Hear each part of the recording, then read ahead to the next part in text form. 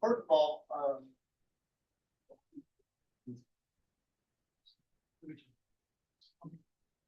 don't forget the math in Saturday from 10 to 5. We'll be in Martin. Nobody signs up. I'll be around all day. You want to just come in, get ready for your final exam and whatnot. We will have a separate review session. Class will be Tuesday, a week from yesterday, 5:30 p.m. It'll be in downstairs in 203. Math Club Friday might be of interest. It's the last Math Club of the semester, obviously, and it'll be a talk on the history and some application of Chinese remainder theory, which is near and dear to some of your hearts. So let me pick up where we left off last time. This is the last theorem we had, and I was talking about its wonderful virtues.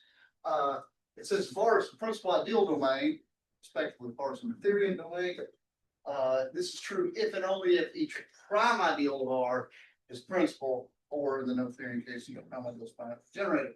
I will prove this for the principal case. See if you can generalize it to the Noetherian case. Of course, remember, principal ideal versus Noetherian. Principal ideal domain means that every ideal is principal generated by a single element. Noetherian means every ideal is generated by finite many. It's finite generated. Okay, so we will do the statement for PIDs. This way, this direction is straightforward. If R is a PID, then every ID principal.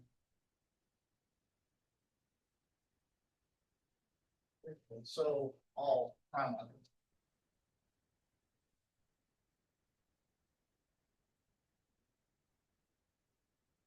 So no surprise in this one, right?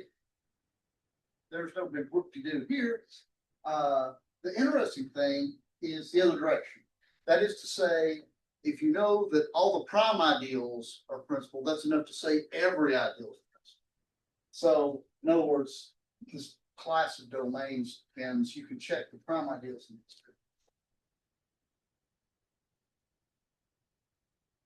For this direction right here, the first thing we're going to do, suppose I and R is not principal. So what we're doing is we're going to assume that R is not a PID, and we'll show that there's a prime ideal is not principal. That's our strategy. It's positive. We're going to assume that R is not a principal ideal domain, so there's an ideal that's not principal. And we want to show that this gives rise to that there must be a prime ideal that is not principal. We first show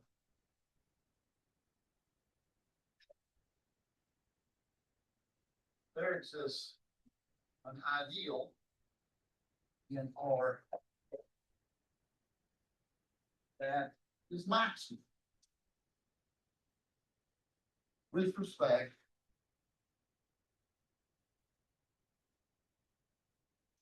to the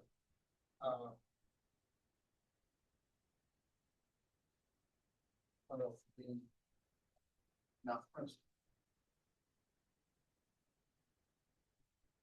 That is to say, if there is an ideal that's not principal, my first claim is out there we can find an ideal. In fact, it contains I. It is maximal with respect to being not principal. So it's as big as possible, not principal. So any ideal that properly contains it must be a principal ideal. This probably shouldn't be surprising that there should be something, because R, first and foremost, is a ring with one. So the biggest ideal of R, still the ideal being R itself, is principles generated on one. And so we're going to take I, we're going to blow it up to an ideal that is as big as possible with respect to not being principal. How do we know that this exists? Well, this is where Zorn's limit comes in. So we're actually using the action. So let's let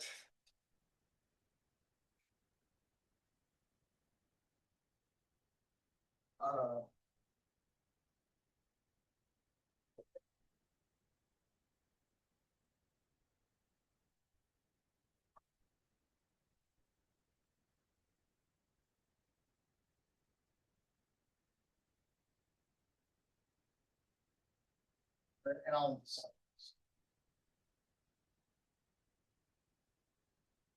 I'm gonna emphasize the J is proper ideal, but it's not. I don't really need to say this. I could have said what I said before, because if it's not a proper ideal, then it's the whole ring, and it's therefore principles generated by one, right? So this is explanation. It's a little bit superfluous.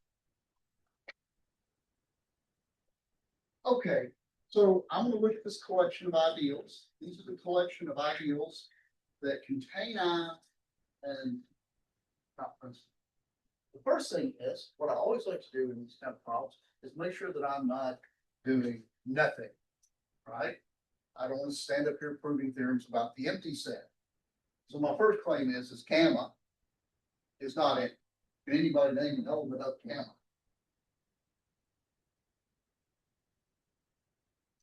Anybody name a proper ideal that contains gamma or that contains I and is not principal?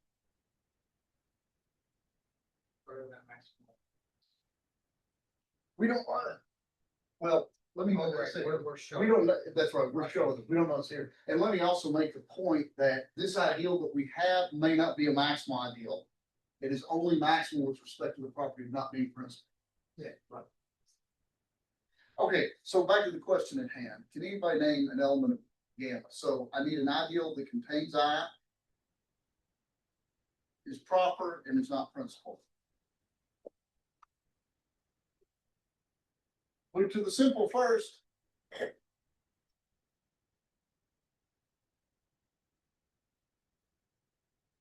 How about I itself? I is an ideal, but it contains I and it's not, right? So in particular, gamma is not. Gamma is partially ordered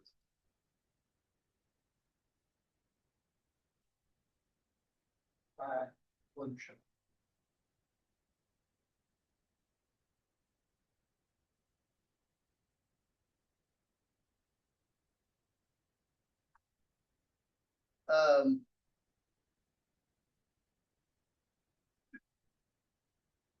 So if I have two ideals, J1 and J2 that contain I, they might not be comparable, but if they are, they satisfy partial order, right? Everybody okay with it? So this is just set theoretic. To apply the word swap,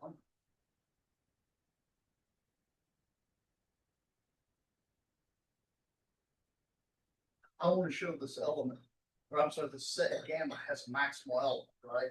That's what we're trying to do, show that there's something maximal with respect to not being principal. To show that, to apply its own limit to the set, I need to show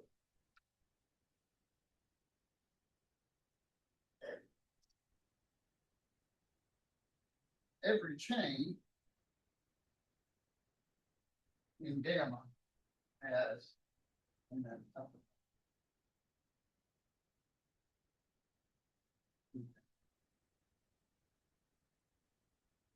that is our burden that we show chains. So to this end,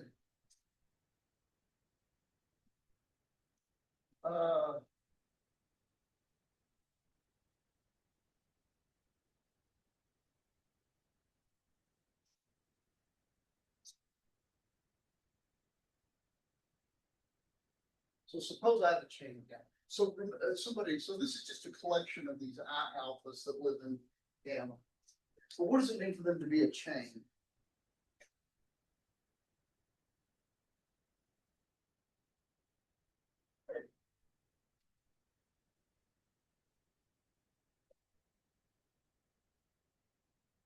Every consecutive element contains the other. We need a little bit more precise. First of all, there may not be such a thing as consecutive, because this might be a very weak set.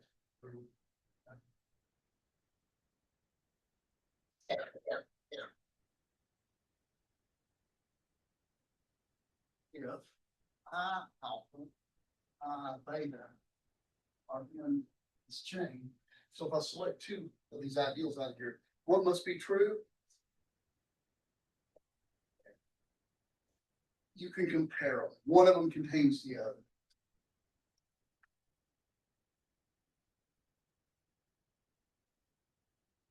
Or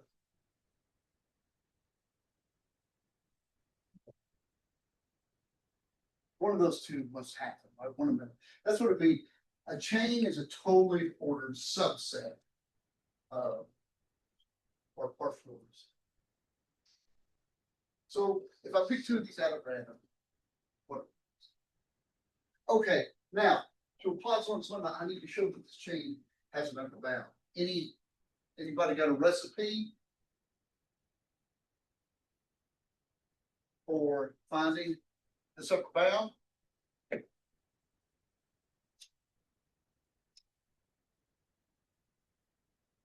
How can we find an upper bound from C?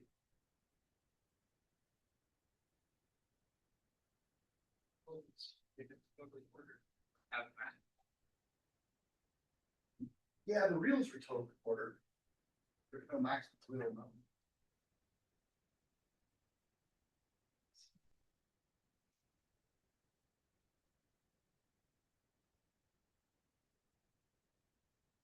Good idea, though. Here what we have, it's not like the real numbers, we have a set of ideals, right? So how can we, Well, you know that it has to be smaller than R, right? well, I hope so, but we'll probably have to prove that.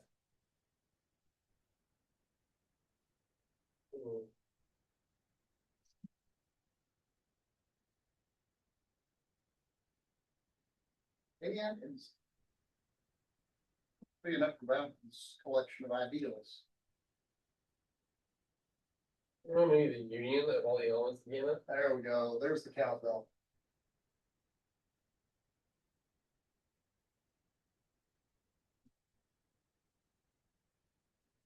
Take the union of all of them.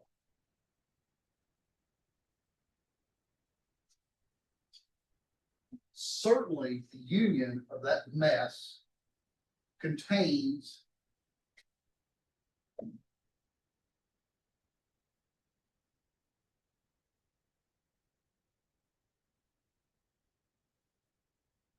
right? Certainly, the union of this collection contains every single item. There can be no doubt about it. So why isn't this trivial? Because we have to show that U is an upper bound in gamma. So we need to show U is actually, yes, it's an upper bound to a chain, but is it in gamma? Okay, what does it require to be a member of gamma?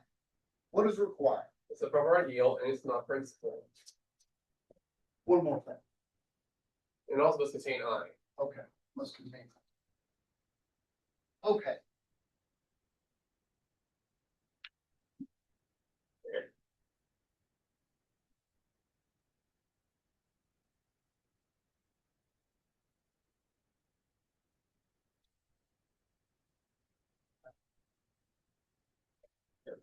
Every I alpha contains, every one of these ideals in gamma contains I, so every I alpha contains I, so you contains I, no problem. Everybody agree with that?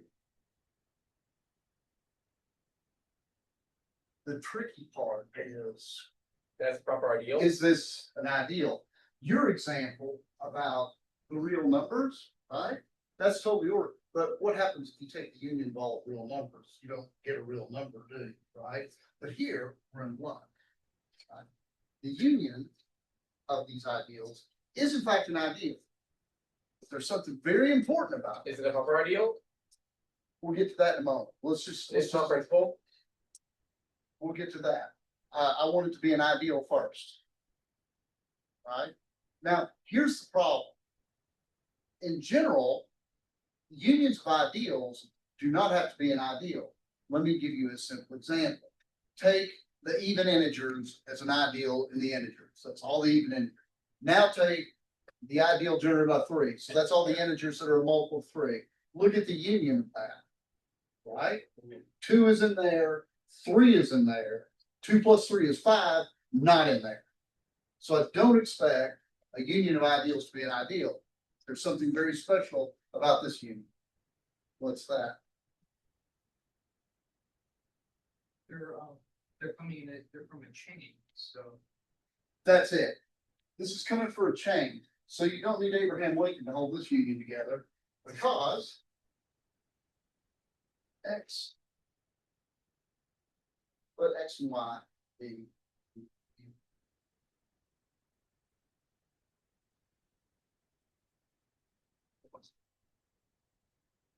Since X and Y are in U, then, and let's see, part of this and of course, let me also point out the U is, of course, not in things that. There exists alpha, beta, in our index set such that X is in alpha, Y is in right? And then both of them are the same ideal, like. Right, that's the big deal here, is these two are comparable. This is contained in this or vice versa. So without loss of generality, say I alpha is contained in I beta. Therefore, X and Y are in I beta. Which is an ideal. Which is an ideal.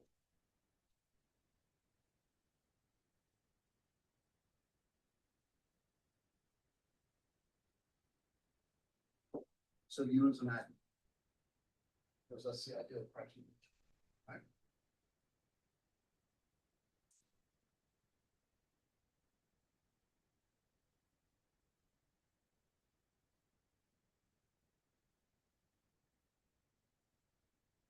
Chain is extremely important here. Because really, the fact that these two ideals are comparable, that's the only way that you get the sum of those is in there. Because otherwise, you're totally opposed to some example I gave. Okay, so one more thing. It now suffices to show that U is not principal.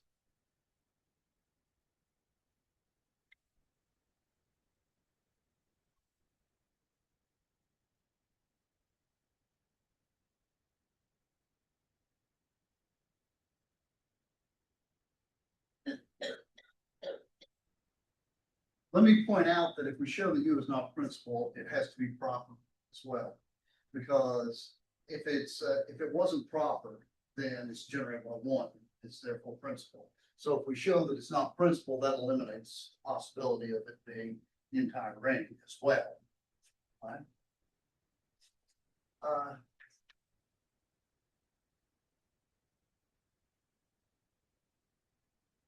Suppose U is generated by X. Suppose it is principal. Then X is in I alpha, some alpha from I and let's say. So U is a union of these I alphas. If U is generated by X, that X has to show up in one of those I alphas because it's a union, right? And I alpha is the principal, which is a contradiction. Therefore,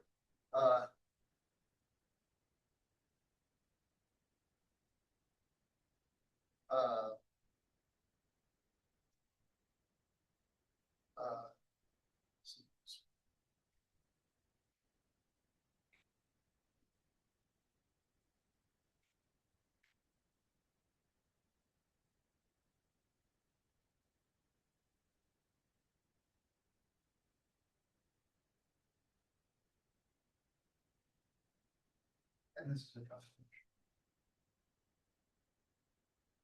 because I alpha.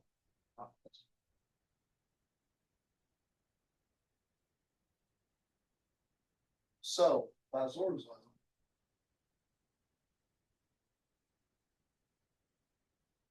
there exists a maximum.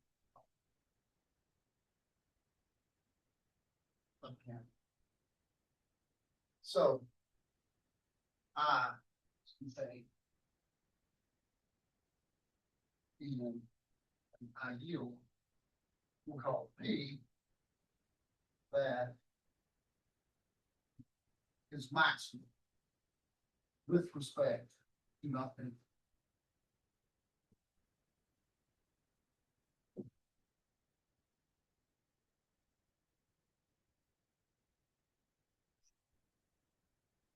Okay, any questions so far? Actually, this is where the accident choice really comes in, full form limit thing. And that is showing the existence of an ideal that is maximal, but not being present. Okay, so here's the end game. Here's the last bit we have to prove.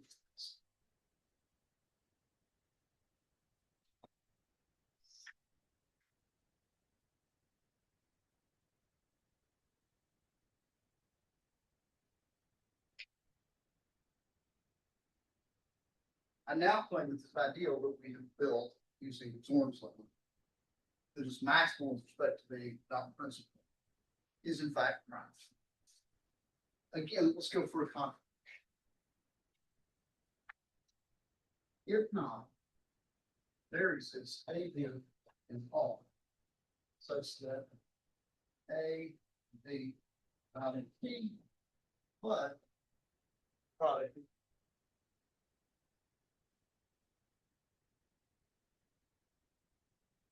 So I should be able to find two elements that are not in P, such that their product is in.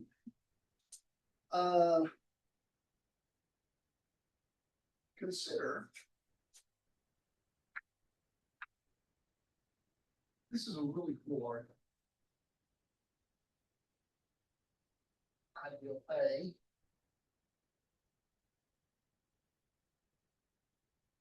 Consider the ideal generated by P and A. So I know that A is not in P, so I'm going to take P and I'm going to throw this little extra bit into it. I know that A is not in P, so this is strictly contained. And I'm going to use strictly there of your objections, Henry, because I really do want to emphasize that this is strictly contained. Everybody see why, right? Because A lives here. So since A, capital A, is strictly bigger than P, what do we know about it?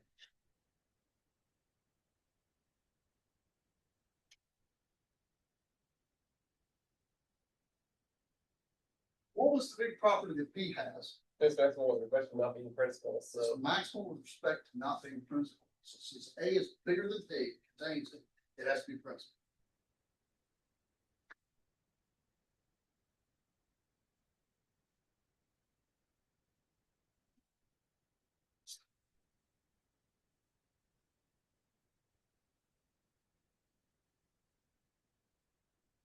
Yeah. Where does he come? So, you know, like he is from.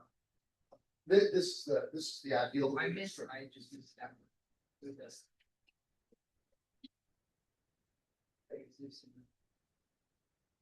Oh, Right, okay. Okay, so now we know that A is principal. Now I want to do this. These ideals are sometimes called conductors. They conduct sets back into other ideals. So I'm going to do this. Let J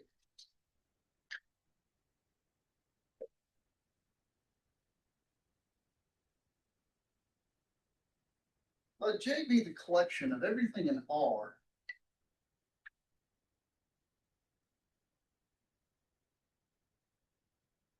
that tosses Y back into B. So it's everything that I can get Y with, and it knocks it a little bit down here in B. It's not empty because, well, there's zero. What's that now? It's not empty because zero cell would be added to. Okay, right. He's right. It's not empty because you got zero in there, but actually you can do better. There's a huge big chunk that's in J. What's the easiest way to toss any element into B? How about multiplying it by something in the ideal itself, Yeah. right? So I don't know much, but I know that this ideal has to connect everything in P for sure, maybe more. And in fact, again, this is true. Does anybody know why?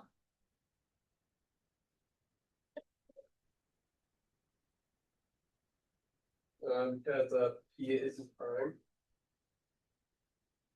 Well, yeah, I think we need to be more specific about this.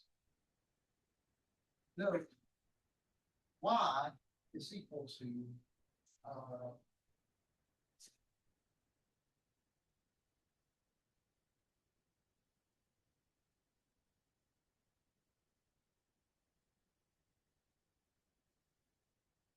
no, this generator of A, remember, everything in A can be expressed as something in P plus a multiple of R. I'm sorry, multiple of A. Everybody agree with that? So this generator that I have, Y, it is true that Y generates everything that's ideal, but it also must be in the form of something in P plus a multiple of A. Everybody agree with that? So check this out. I think that's right, YB, it's a word. YB is, everybody agree with that? Which is PB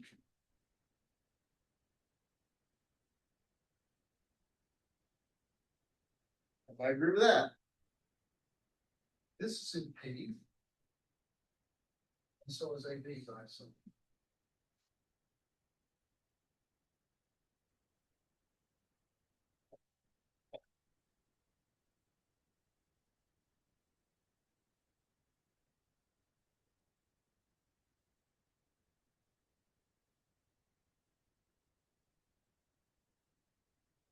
I agree with that. So J contains all of P and it also happens to contain B, so it must be strictly contained B. So it's true about J.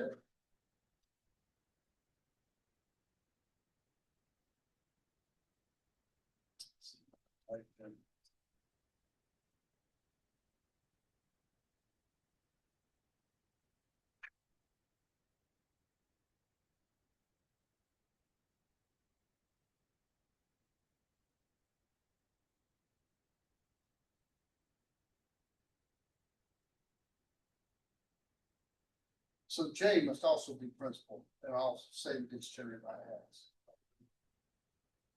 So here's the finishing touch on this. I now claim that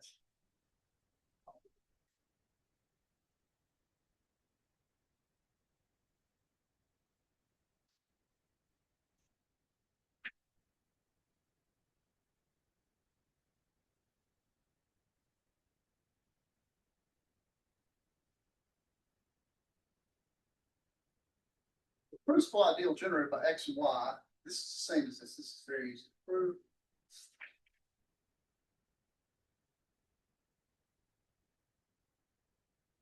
I make this claim here. And if this claim is true, that will be a contradiction. Because what do we know about P? It's not principal. But this set of equality shows is principal. So let me first point out that the containment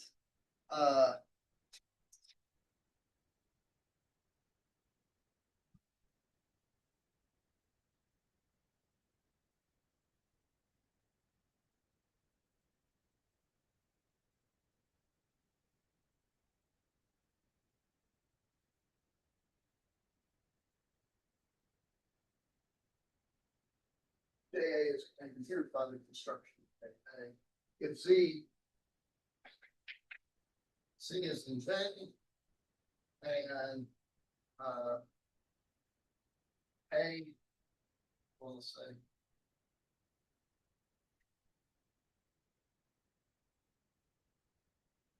what is J? It's a set of Z and R since it's Z, Y, is in P, right?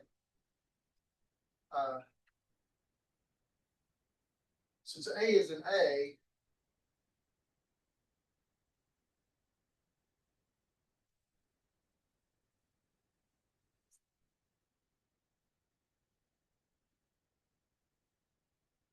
So if you take anything in J times anything in A, then its product will be in P, so J times A is P. That's easy enough. How about the other direction?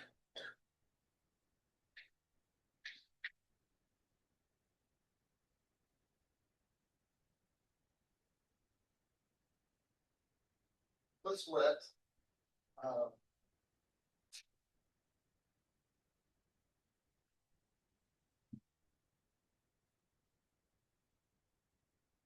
let P be in P.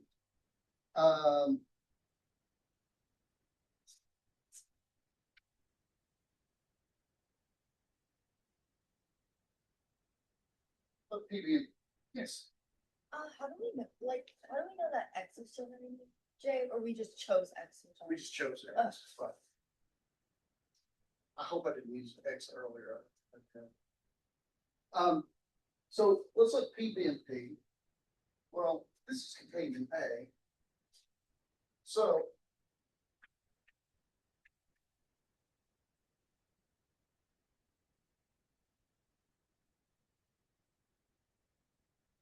since P is in A, P can be written as a multiple of Y, right?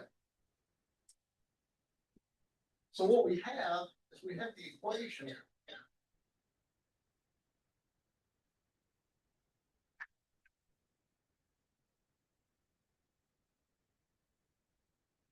Therefore, by definition, R is in J, because R is everything that tosses Y into P, right? Therefore, P equals R of Y is in. So P equals J A, simplify the X Y. So,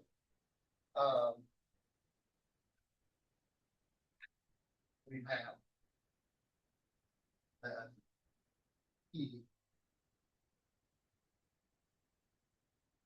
And this doesn't, because what we've shown is if you have an integral domain that has an ideal that's not principal, then it must contain a prime ideal that's not principal. Right? So every prime being principal means that R has to be positive. Any questions on that? Any questions? Okay. That is a big theorem about PIDs, and we're going to use this presently. I'm going to focus a little bit on more general UFDs for a second. The first thing I'm going to do is I'm going to make our lives simple. A UFD is an atomic domain that is everything to be factored into irreducibles, and that factorization is unique in the sense that we talked about last time. 1126. R is a UFD. This is my first improvement. R is a UFD if and only if every nonzero nonunit of all this product.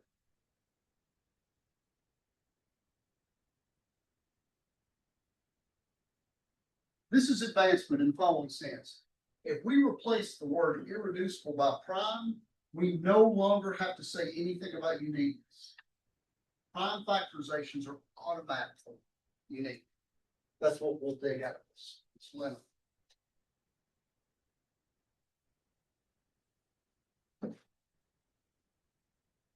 Quick proof of this. Suppose R UFD. It splices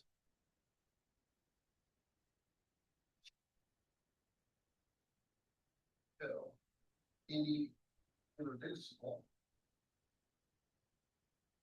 prime. So to get the first correction, I'm going to prove that if you have a unique factorization domain, any irreducible is prime. That's one clue that you don't have a unique factor. If you have an integral domain, you find an irreducible is not prime, it can't be a unique factorization.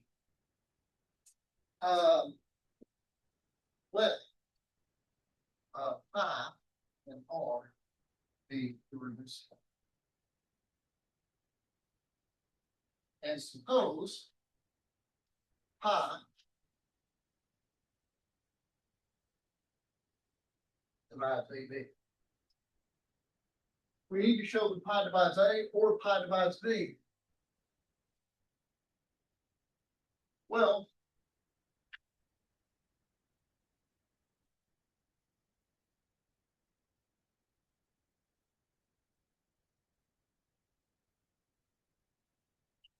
now let's factor A.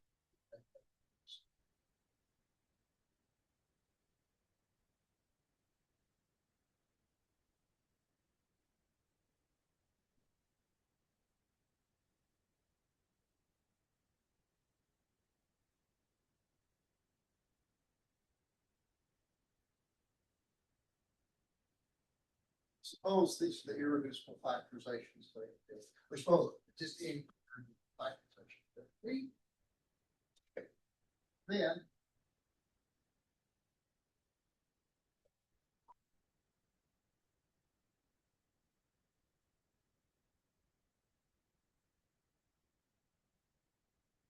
so I'll factor the left side of this into an irreducible factorization, right?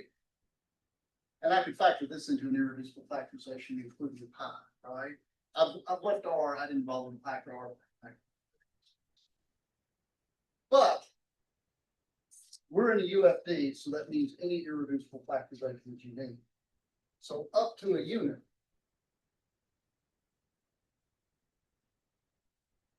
pi equals AI or BJ. Right? Because I've got pi as an irreducible factorization on this side. So that means the pi has to show up over here because of uniqueness. So it has to be one of these or one of these up to a unit. If it's one of the alpha i's, then that means pi divides A, and if it's one of the betas, it's pi divides A. So pi divides A, or pi divides B, and pi divides B.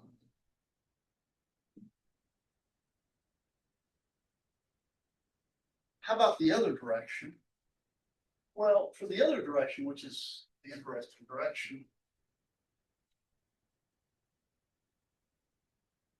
to show this direction, it suffices to show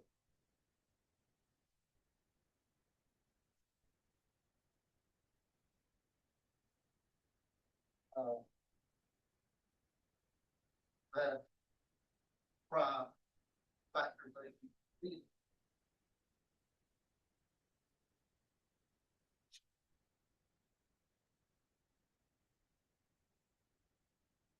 up to order and units. So prime factorizations being unique is a huge takeaway from this, because that removes the need to talk about irreducibles and rearrangements. Okay. Yes. This was what you were talking to me about, when I was asking you why zeros. Right, but of course here, I should say non-zero, I guess. Because once you get zero in there, it's trouble. Okay, so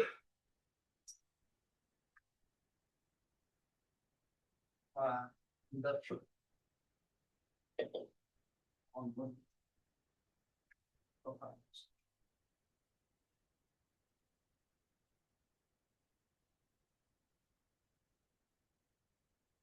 So if x is prime, then so if I have an element that has a single prime, it's just p by itself, then clearly that's unique, right? It's only one. Suppose if x equals p1 bn, this Unique. Each. Concept.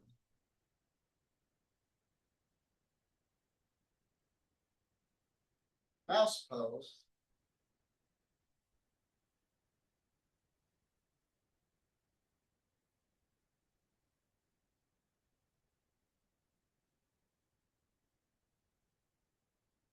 And let's suppose it has another irreducible factorization. I won't even assume the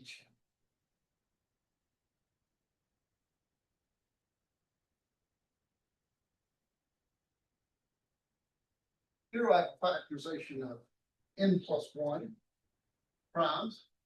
I have an irreducible factorization of some n primes. Notice that each one.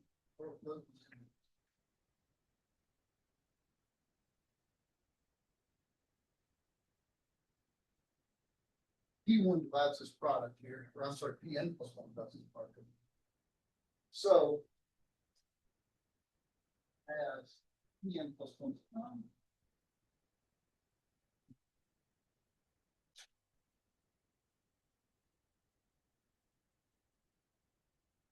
without loss of plurality. It has to divide one of the elements of this product. I'll assume it divides the last one. As tornado M is irreducible. These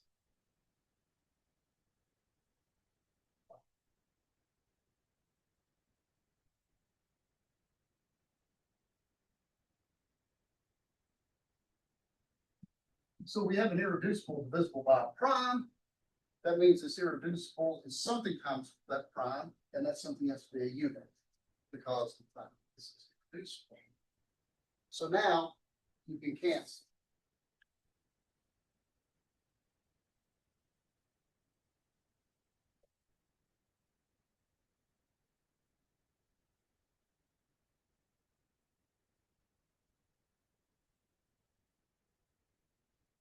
And I guess the unit number here.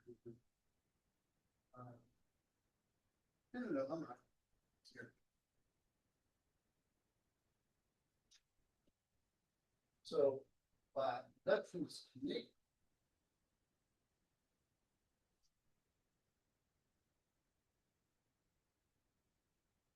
Because now you've got a product in product factor. So that means that n minus one must equal n, and these are all the same. Multiply back by n plus one. So that's a big takeaway that prime factorizations are always unique. Now, let me give you the best. So here's where we are now. A UFD is atomic, so that means every non-zero non be factored in.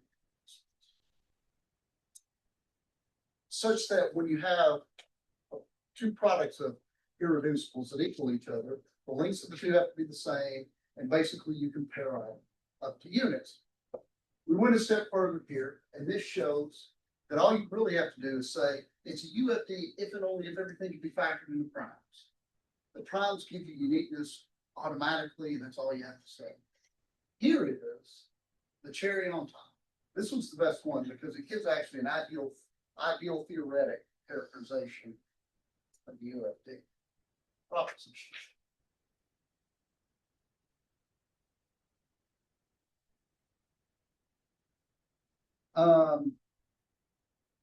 Let R be a domain.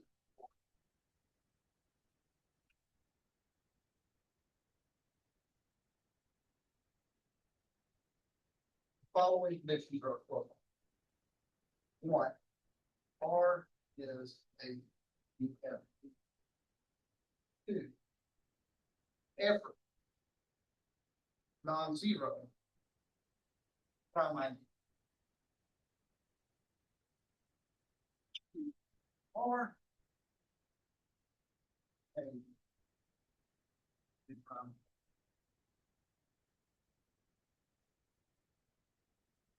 Let me caution you, this does not mean that P is generated by that prime element that contains it. And in fact, P may contain infinitely many prime elements. But it's got to contain at least one. So this is actually kind of cool. And it's really weird, right? Because you look at this thing, it's like, what the heck does this have to do with factoring stuff, right? Unique factorization means that if you have any prime ideal, you can find a prime element in it. And that gives you that everything factors uniquely in primes. That's actually kind of perhaps surprising. Let's do the easier direction first.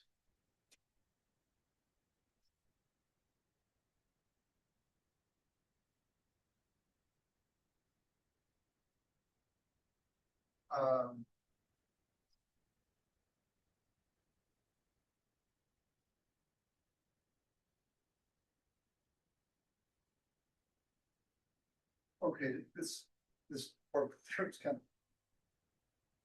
funny, right? What does it mean for P to be a non-zero prime of ideal? It means it contains a non-zero element.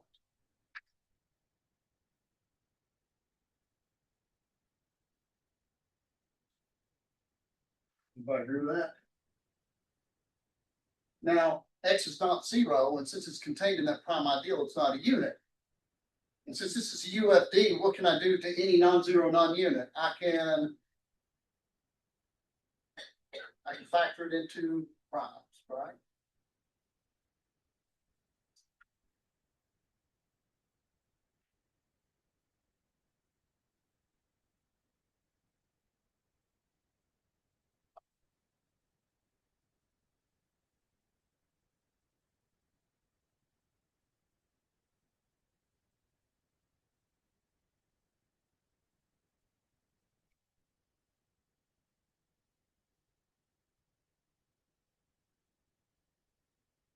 Everybody okay with that? So,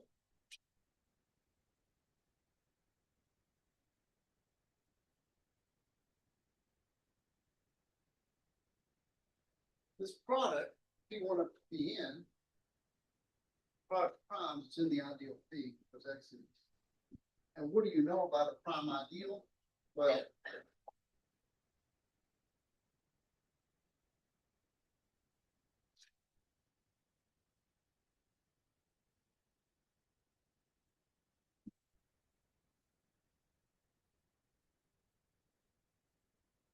so my prime ideal capital P has to contain one of these prime elements. Okay. Any questions on that? That was only one direction. That was only one direction. For the other direction, which I'm not gonna be able to finish today, but we'll get started up. Let me kind of lay the groundwork here. From the other direction,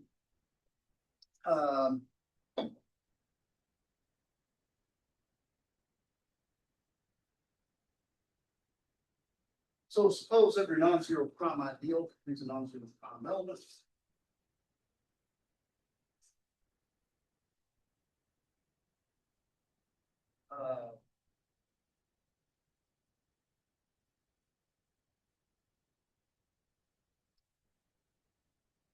And let S be the non-zero elements of the range.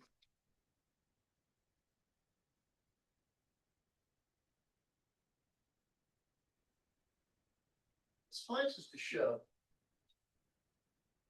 that S consists of products of primes and units. That is to say, it was suffice to show everything that is not zero is either a unit or a product of primes, right? If you have everything that's not zero being a unit or a product of primes, then you have a UFD. So our strategy is we are going to suppose that there is an element X that's not a product of primes. Look at the principal ideal, expand it to a prime, and see what kind of contradictions we can get from there.